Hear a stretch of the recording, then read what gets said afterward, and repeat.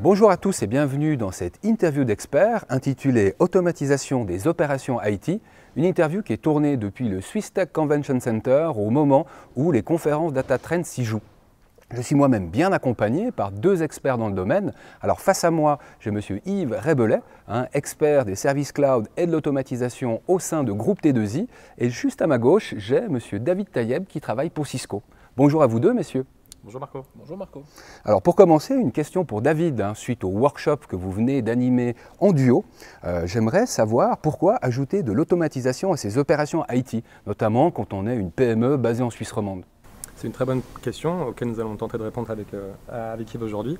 Alors on va dire que de manière générale, sur le marché informatique, il y a de plus en plus de choses à faire et de moins en moins de personnes pour le faire. Donc dès lors, il y a un gros problème de ressources et un des moyens pour pallier à ce manque de ressources et à ce nombre croissant de choses à faire, c'est de passer par l'automatisation.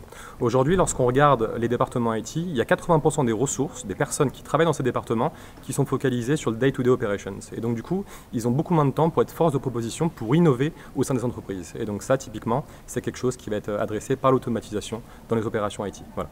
Excellent. Et une question pour Yves à présent, vous qui avez été en charge du projet d'automatisation au sein de Groupe T2I, je me demandais finalement quels sont les challenges que vous arrivez à adresser par l'intermédiaire de services cloud ou simplement de l'automatisation.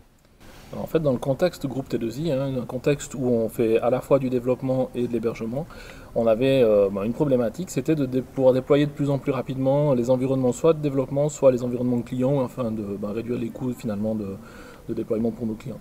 Et ce qu'on s'est rendu compte, c'est que le seul moyen d'y arriver avec un contexte de sécurité qui soit bon, voire même meilleur que ce qu'on fait aujourd'hui, c'était d'amener de l'automatisation, entre autres l'automatisation du réseau, puisque tout ce qui était virtualisation, c'est quelque chose qu'on avait déjà aujourd'hui chez Groupe T2I.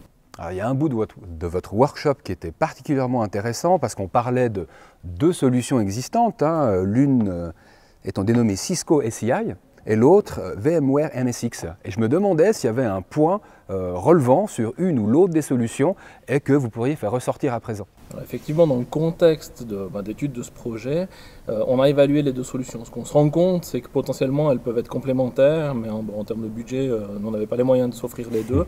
On a opté plutôt pour Cisco SCI. Pourquoi? Parce qu'il intègre aussi la gestion des switches, et ça c'était quelque chose d'important pour nous, et aussi la possibilité d'intégrer d'autres hyperviseurs, parce que dans notre contexte hébergement, potentiellement on pourrait avoir ou être mené à intégrer d'autres hyperviseurs, ce que NSX malheureusement ne ferait pas, et ça correspondait en fait mieux à notre besoin.